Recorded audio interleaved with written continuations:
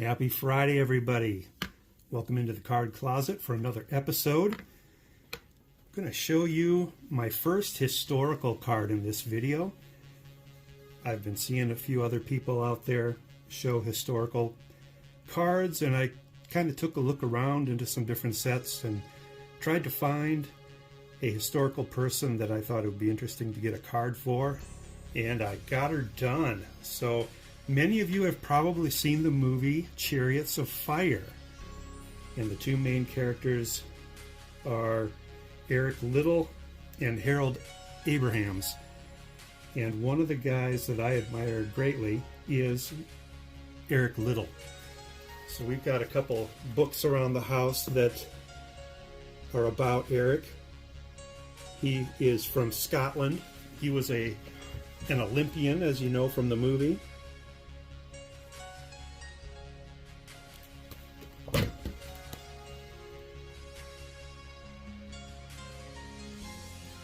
And as you know, he's famously known for being the guy who would not run a race on Sunday during the Olympics. So I found a card of his that is exactly 100 years old. And this is a 1924 Gallagher British Champions of 1923. And his name is spelled wrong. It should be Liddell. And the PSA people spelled it incorrectly as well. This is a tobacco card. Like I said, exactly 100 years old. British Champions of 1923. E.H. Liddell. E.H. Liddell, winner of the 220 yards running championship in 21 3/8 seconds at the AAA Sports, held at Stamford Bridge. He is also the record holder for 100 yards, time 9 7/10 seconds. So, beautiful card. There are only 2 of these graded. This is the only one that's got a 5. There is another one graded that has an 8, but they're the only 2. So this is indeed a very rare card of a very interesting person, and I like the artwork on there. Very beautiful card. Great example. I don't know where this is going to take me in the future with historical people, you know, outside the main sports, but I'm sure liking this one to get things started. So let me tell you a little bit about this guy, Eric Liddell. He is Scottish, but he was actually born in 1902 in Tientsin, China. And the reason he was born in China is because his parents were missionaries, Christian missionaries, and he lived there with his parents until age 6. And then when he was age 6, they did what was customary at that time, and they sent him back to England for school. And so he would, from age 6 through the end of college, he would live in England. And it was during those growing up years that he became quite accomplished as an athlete. He was good at rugby, cricket, and track and field. And in fact, he is in the Scottish Rugby Hall of Fame. It wasn't until he was about 19, 20 years old when he became known at the national level in Great Britain. 1922, he started winning meets. 1923, he started winning meets with world-class times. He was named in the fall of 2023 to the Olympic team that was going to be held in Paris the next year in 1924. He had 3 events that he was very, very good at: the 100 yards, the 220 yards, and the 440 yards. Scotland still ran all their events in yards, not meters. Just for comparison's sake, 220 yards is pretty close to 200 meters, 440 yards to 400 meters, etc. So when he was named to the team in the fall of 2023, he knew right then and there that he wouldn't be running in the 100 meters in the Olympics the following summer. the Olympic schedule had been available since 1921. So it had been available for 2 years already by the time he was named. So it's one of those things that the movie took some liberty, as if he found out on the way there on the boat. No, he knew for the better part of a year, 9 months, and he specifically trained for his other events then, the 200 meter and the 400 meter, knowing that he would not run in the 100 meter. Now there's a lot of pressure because he was the national 100 meter champion of Great Britain. A lot of pressure for him to race in that race in the Olympics, and it got all the way up to the prince of the country even pressured him into racing and going against what he believed in. And the basis of his belief of not running on a Sunday, in the Bible there are a list of commandments called the 10 Commandments, and the fourth one says, honor the Sabbath day to keep it holy. And Eric Liddell believed that the Christian Sabbath was Sunday, and that he did not want to work or do anything competitive on a Sunday because it would diminish the holiness of the day. And so he staunchly refused, even though the higher-ups gave him a lot of pressure. And another thing about the movie, they don't show that he actually did run the 200 meters event in the Paris Olympics, and he got a bronze medal. And then, of course, the one that we all know from the movie is his gold medal performance in the 400 meters, where he beat the two Americans that were heavily favored. Now, that race is on YouTube. They had 4 camera angles in the 4 corners of the track in Paris, and there is a video on YouTube that splices the 4 video clips together of him rounding the corners, and you can see the race, and it's very good footage for the time period. And so if you're interested, just look for the gold medal 400 meter race for the 1924 Paris Games, and it's on YouTube. So for this race, he was in the outside lane, and because the outside lane on a track covers more distance than the inside lane, the starting lines for the runners are staggered, and the outside lane actually starts many meters ahead of the inside lanes. Disadvantage to the outside lane because all the other runners are behind you, and you only see them if they catch you and pass you. So that was a disadvantage for him. He said that he ran the first half of the race as fast as he could, just all out sprint, and then he let God carry him the second half of the race. And he did end up winning the race. He said he never could see his competitors, but he heard their feet thundering behind him, and that urged him on to victory. He set a world record and an Olympic record of 47.6 seconds in that race. 2 other things about those Olympics. He was handed a piece of paper by one of the team masseurs before the race. In the movie, they show an American athlete handing him this little piece of paper with a note on it, but it was actually handed to him by the team massage guy. And on the slip of paper, it said, "He that honors me, I will honor." And Eric Liddell would have immediately recognized that as being a Bible verse, and what it means, it's the context of that verse is God talking to people, saying, anybody that honors me, honors God, I, God, will in turn honor them back. And so Eric said that little note inspired him because he knew there was somebody on that team that believed in his cause and what he was doing. He also missed out on the 4x400 relay because it was also held on Sunday. And as the 400 meter world champion, Olympic champion, he would have been a great benefit to Great Britain had he run in that race. But he didn't, for the same reason he didn't run in the 100 meter. And they ended up finishing 3rd without him. So he went back to Great Britain after the Olympics, got a hero's welcome.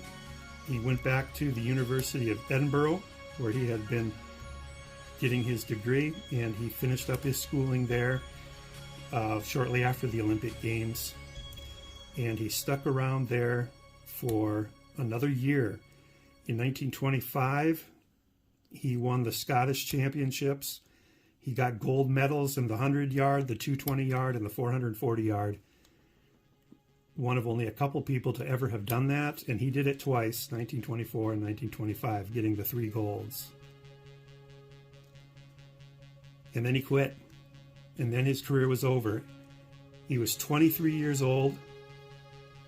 He was in the prime of his athletic career, and he stopped. He stopped racing. And little did he know at that point, at age 23, his life was over half done. You see, before the Olympics in 1924, Eric had applied with a missionary organization to seek a position to be a missionary in China. And he was selected. And after those Scottish Championships in 1925, he went back to China, back to where he was born and had lived his first 6 years, Tientsin. And he was working in the school there, teaching chemistry, teaching Bible, and putting together athletics and sports programs for the kids of the school. He did race in a couple of the, before the 1928 Olympics, he raced in some exhibitions with some Asian Olympic teams, I think primarily Japan. And even 4 years later, without much training, he was still able to beat them. But it kind of gave them an idea where they were at. And he, in 1932, 7 years after 7 years of working in China at the mission, in the school, he went back to England, Great Britain, for the first time since leaving 7 years earlier, and he got ordained as a Christian minister at that time back. Now, one thing I guess I neglected to say, since he sat out the 100-meter competition in the Olympics, what was he doing when his teammate Harold Abrahams was winning the gold in that event? He was not there in the stands cheering on his teammate. He was actually preaching in a church in Paris at that very same moment. And now, in 1932, he became an ordained minister. In 1934, he got married. He married the daughter of some Canadian missionaries. So they were both missionaries' kids. She was a little bit younger than him, so she was actually one of the older students of his from his earlier days when he was teaching. So he was a little older, young teacher, old student kind of relationship. And they ended up getting married in 1934, like I said, and they ended up having 3 children. Now, unfortunately, one of the children, Eric Liddell, would never meet. Her name was Maureen. If you know your world history, it was about this time in the late 1930s when Japan invaded China. And because the Liddells were serving in northeast China, this was the exact area where Japan troops were marching through and conquering, taking over land. And so in 1941, Eric had to send his wife and 2 children and a 3rd child who was still in his wife's womb. She was pregnant with her 3rd child, and put them on a ship to go to safety in Canada, where she was from, where her family was originally from, due to the Japanese aggression. And he insisted that he not go. He told his wife, "I'm still needed here in China." And so he stayed. And it was at that time then that he moved to another city called Zhaozhang. And he did the same thing there, taught in the school, chemistry, Bible, started up athletic programs for the kids again there too. And when Japan took over that area, they initially put all the non-Chinese people into a certain part of the town and kind of kind of fenced it off and pretty much let them do their own thing, but they just could not leave this part of town. And so that lasted for a couple of years. And he did write regularly to his family. And then the next thing of significance that happened was in 1943, I guess I didn't write down the year, somewhere in that 1943 time frame, so a couple of years after his family had left, the Japanese sent him and the other British nationals that were captured and many other people, Chinese included, to an internment camp called the Wei-Xian internment camp. And this was in Japanese-controlled China at that point.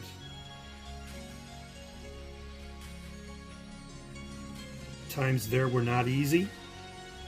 They were not fed enough. They were overworked. And he ended up getting a brain tumor. Now, because he didn't get any medical care in the camp, it was not diagnosed until after his death that he had a brain tumor. And I'm sure the malnourishment and the overworking didn't help it at all. But unfortunately, in February of 1945, at the age of 43, Eric Liddell died in that internment camp. Just 5 months before it was liberated by the Americans. In his dying moments, he was asked about his life. And his answer was, and these were his last words, quote, "It's complete surrender," unquote. In other words, he had completely surrendered his life to Jesus Christ and to the purposes which God had for him. Not what he wanted to do, but what God wanted him to do. Here's a picture of some of the people that said they were friends of his who were liberated from the camp 5 months after his death. So you can kind of get a feel for how he maybe looked and the condition that he was maybe in upon his death. And here he is, an Olympic gold medal champion in a concentration camp, basically, and dying there. So in 1980, in the Moscow Olympic Games, there was another guy from Scotland who ran the 100 meters named Alan Wells, and he won the gold medal. And after winning the gold medal, he was asked by a reporter if he wanted to dedicate the gold medal to Harold Abrahams, who'd won the gold medal in 1924, 56 years earlier. And Alan Wells said, "No, I want to dedicate this gold medal to Eric Liddell." Because he was born and died in China, there are many in China that call him the first Chinese Olympian, first gold medal winner from China. There are memorials erected to him in China, and the school that he taught in for all those years is still there, and it's still in use.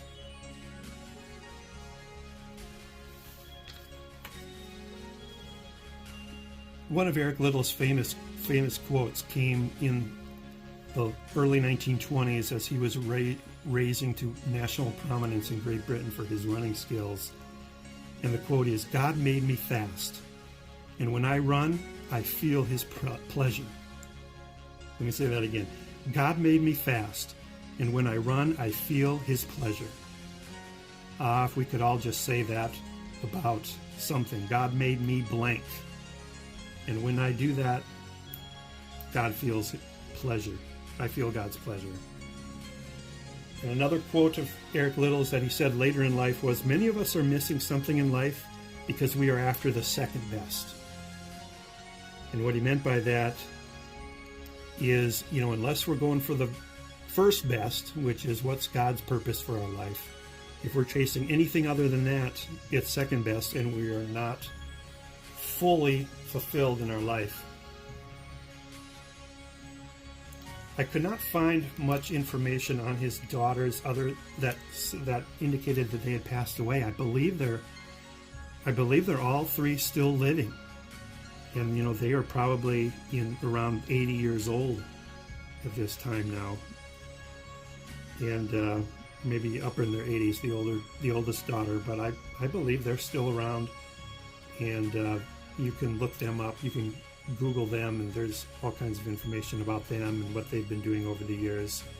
They've had very successful lives as well. So anyway, that's Eric Liddell. Historical card that I picked up. Hope you all enjoyed that. Like I said, I don't know where this branch of my collection will go, if anywhere.